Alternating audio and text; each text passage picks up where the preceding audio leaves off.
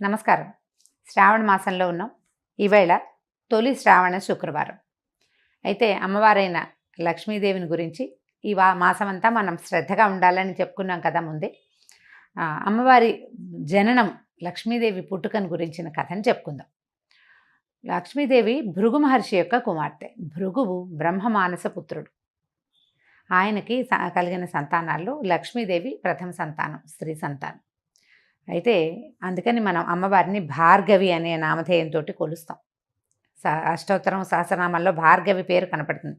భృగునందన ఆవిడ ఒక కల్పంలో జరిగిందనమాట ఇది. అంటే మన ప్రతి కల్పంలోనూ కొంచెం కొంచెం తేడాలు జరుగుతుంటే ఓ కల్పంలో ఈవిడ భృగు మహర్షికి కూతురుగా జన్మించింది. అప్పుడు ఆవిడని శ్రీ మహావిష్ణువుకి ఇచ్చి వివాహం చేశారట.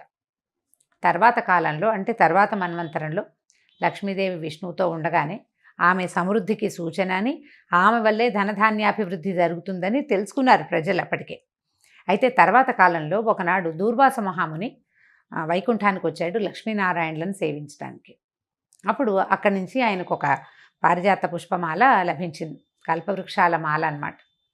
స్వామివారిని ఏమనాలి, నిర్మాల్యం అది తీసుకున్నాడు. ఈ దూర్వాసుడు నిర్మాల్యం తీసుకుని వస్తూ తనకి ఎదురైనటువంటి దేవేంద్రుడికి ఆ నిర్మాల్యపు దండని, స్వామివారి మీద నుంచి తీసిన దండ అని చెప్పి చేతిలో పెట్టాడు. అయితే ఇంద్రుడు ఆ పూట కొద్దిగా సురాపాన మత్తుడుగా ఉన్నాడు. కాస్త అశ్రద్ధగా ఆ దేనిని, దండని ఐరావతానికి అప్పచెప్పాడు. ఐరావతం అంటే ఏనుగు. ఏనుగుకి ఇది ఎట్లా తెలుస్తుంది? ఆ ఏనుగు ఆ దండని విసిరేసేసరికల్లా ఇలాగా నిర్మాల్యానికి జరిగిన అపచారం వల్ల స్వర్గలక్ష్మి ఇంద్రుణ్ణి విడిచి వెళ్ళిపోయిందట. ఇప్పుడు స్వర్గంలో ఉన్న వైభవం అంతా లక్ష్మీ వైభవమే కదా, దాంతో స్వర్గలక్ష్మి విడిపోయింది. ఆ తర్వాత కాలంలో ఏం జరిగిందంటే, దానవులు స్వర్గం మీదకి దండెత్తి వచ్చాక చాలా మహాసంగ్రామం జరిగింది. ఆల్రెడీ ఇంద్రుడు చేస్తున్నటువంటి ఈ రకమైన దైవాపరాధం వల్ల అతను ఓడిపోయాడు. దానవులు గెలిచారు. ఆ తర్వాత ఇంద్రాది దేవతలంతా కలిసి విష్ణుమూర్తిని శరణ్ వేడారు. ముందు బ్రహ్మదేవుడి దగ్గరికి వెళ్ళారు. నుంచి విష్ణుమూర్తి దగ్గరికి వెళ్తే విష్ణువు ఏం చెప్పాడంటే, నువ్వు దైవాపరాధన చేయటం వల్ల లక్ష్మి కోపించింది, ఆమె నిన్ను వదిలి వెళ్ళిపోయింది. నిన్నే కాదు, వైకుంఠ లక్ష్మి కూడా వెళ్ళిపోయింది, ఆమె ఇక్కడ కూడా లేదు. నీ వల్ల మనం అందరము నష్టపోయాము. కాబట్టి లక్ష్మిని సాధించేందుకు ఒక మార్గం చూసుకోండి, ఒక మార్గం చూడాలని చెప్పాడు. అదే సమయంలో ఈ దానవులంతా మృత సంజీవని విద్యతోటి వాళ్ళు బతికిపోవటము, వాళ్ళు వరగర్వాలతో శక్తివంతులుగా ఉండటము, వీటన్నిటి మీద ఆలోచించి అమృతాన్ని సాధించాలి, దాంతోపాటు లక్ష్మీదేవిని కూడా సాధించుకోవాలని ప్రయత్నం చేసి దేవదానవులు ఇద్దరూ కలిసి అమృత మథనం కోసం ప్రయత్నం చేశారు. బ్రహ్మదేవుడు వీళ్ళకి లక్ష్మీదేవి కూడా అవసరమైనప్పటికీ అమృతం కోసం మీరు కూడా సాయపడండి అని దానవుల్ని కూడా వీళ్ళతోటి కలిపారు.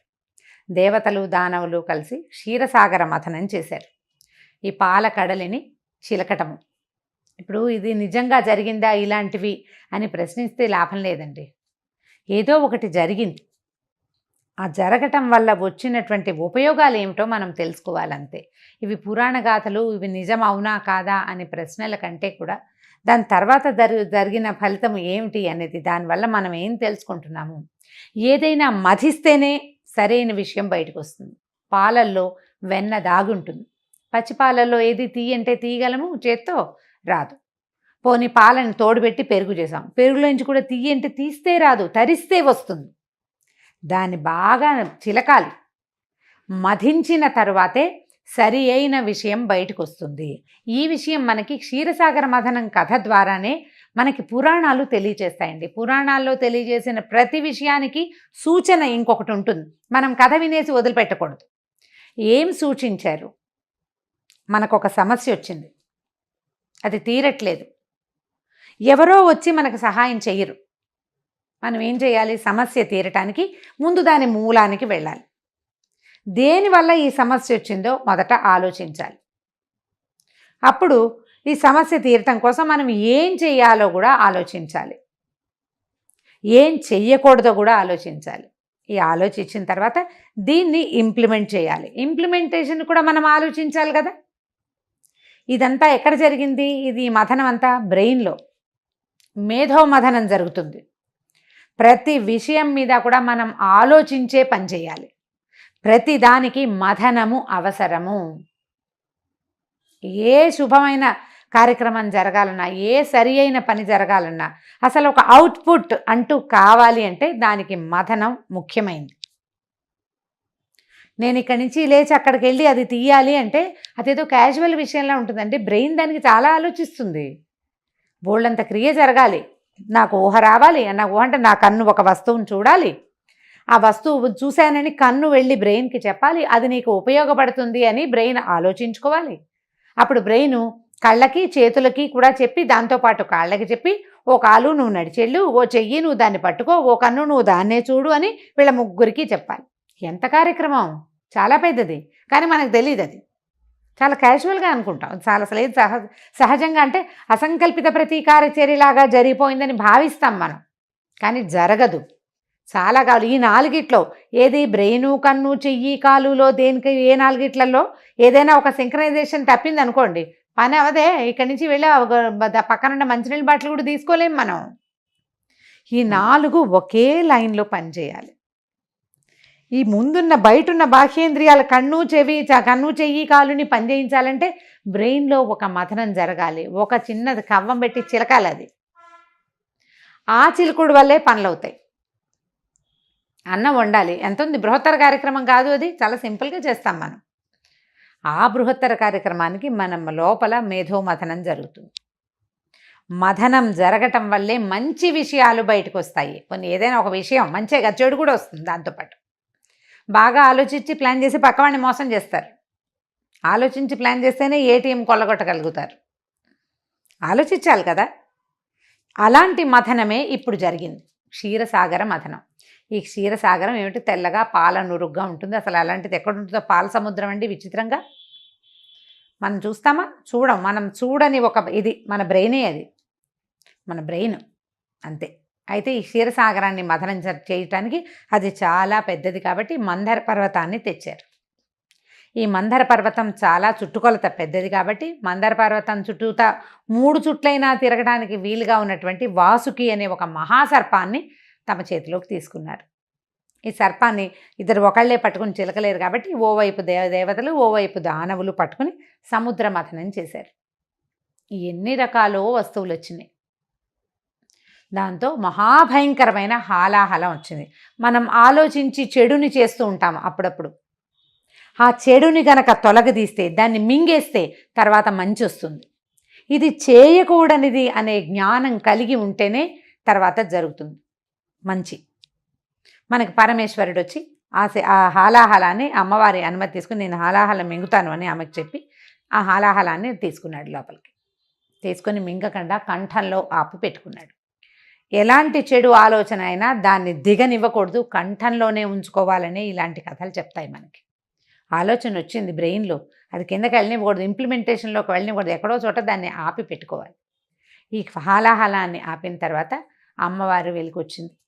లక్ష్మీదేవి సహస్ర కమలం మీద కూర్చుని చక్కగా పరమాద్భుత సౌందర్యంతో బయటికి వచ్చింది. ఆమెతో పాటు చంద్రుడు, తర్వాత నవరత్నాలు, కామధేనువు, కల్పవృక్షము, ఉచ్చైశ్రవము, నవనిధులు, అన్ని మణులు, నవరత్నాలు అన్నీ కూడా ఈ సముద్రంలో నుంచే వచ్చినాయి. ప్రపంచమంతా సముద్రంలోనే ఉంది.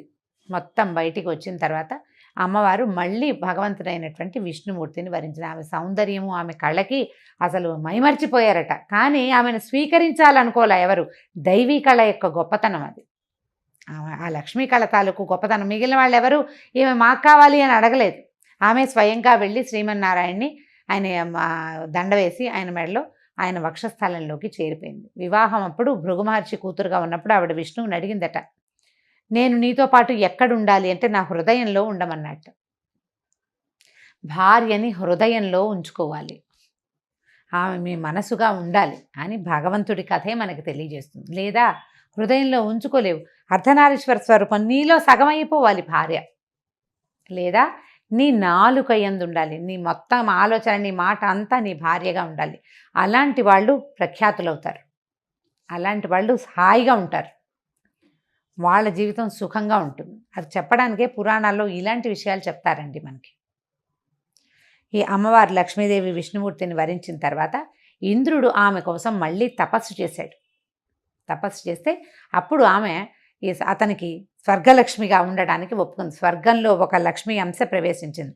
లక్ష్మీదేవి విష్ణుమూర్తితోటే ఉన్నప్పటికీ ఆవిడ ప్రపంచంలో ఉన్న ప్రతి విషయంలోనూ తన కళని అంశని స్థాపించింది భగవంతుని యొక్క అనుమతితోటి. స్వర్గలక్ష్మిగా స్వర్గంలోనూ, సస్యలక్ష్మిగా పంటల యందు, లక్ష్మీ స్వరూపంగా గోవు యందు, ధనముల యందు, ధాన్యముల యందు ప్రతి చోట కూడా తన తాలూకు లక్ష్మీ అంశని అన్ని చోట్ల ప్రవేశపెట్టింది. అమ్మాయి కాస్త చక్కగా బాగుంటే అమ్మాయి లక్ష్మీ కళగా ఉందంట. లక్ష్మీ స్వరూపంగా కనిపిస్తుంది. లక్ష్మీ సాన్నిధ్యం కనపడుతుంది. బాగా ఒక 10 బస్తాల బియ్యము అవి కనపడితే అక్కడ ధాన్యలక్ష్మి సాన్నిధ్యం, సస్యలక్ష్మి సాన్నిధ్యం కనిపిస్తుంది. ఎక్కడ నిండుదనం ఉందో, ఎక్కడ సమృద్ధి ఉందో అక్కడ లక్ష్మి ఉన్నట్టు. మన దగ్గర నిండుతనం లేదు, సమృద్ధి లేదు. సమృద్ధిని సాధించేందుకు ప్రయత్నం చేయాలి. లక్ష్మి సాధన వల్లే సమకూడుతుంది. మళ్ళీ ఇందులో ఇంకోటి ఉందండి. ఉద్యోగినం పురుష సింహం ఉపైతి లక్ష్మి అన్నారు. సంస్కృతంలో ఒక శ్లోకం ఉంది. ఎవడైతే ప్రయత్నశీలుడుగా ఉంటాడో వాడికి లక్ష్మి దొరుకుతుంది. స్త్రీ పురుష భేదం లేదండి. పని చేస్తే లక్ష్మి సాధిస్తాం మనం. ఏదైనా సరే అన్ని రకాల లక్ష్ములని, విద్యాలక్ష్మిని, జ్ఞానలక్ష్మిని, ధైర్యలక్ష్మి, సాహసలక్ష్మిని కూడాను ప్రయత్నమే చేయాలి. ఆ ప్రయత్నాన్ని శ్రద్ధగా చేయాలి. ఈ క్షీరసాగర మథనం కథ విన్న వాళ్ళకి చాలా మంచిదని చెప్తారండి. శుక్రవారం నాడు చక్కగా లక్ష్మీ పూజ చేసుకుని ఈ కథని సావకాశంగా వినండి. దీంట్లో చాలా డీటెయిల్స్ ఉన్నాయి. ఇంకా చాలా డీటెయిల్స్ నేను వదిలిపెట్టాను. మనకి పెద్దగా సమయం లేదు, తెలిసిన కథే కదా అని బ్రీఫ్గా చెప్పాను. కానీ దీని మీద చక్కగా పిల్లలకి చెప్పండి. మీరు ఒకసారి తలుచుకోండి. మంచి పుస్తకం ఏదైనా ఉంటే ఆ పుస్తకం తీసుకుని చదువుకోండి. మనం ఇది శ్రద్ధగా ఉండవలసిన నెల అనేది జ్ఞాపకం పెట్టుకోండి. లక్ష్మీ పూజ చేసుకుని ఎవరైనా ఒక ముత్తైదుకి ఒక తాంబూలం కనుక ఇస్తే చాలా మంచిది, శుభం జరుగుతుంది. నమస్కారం.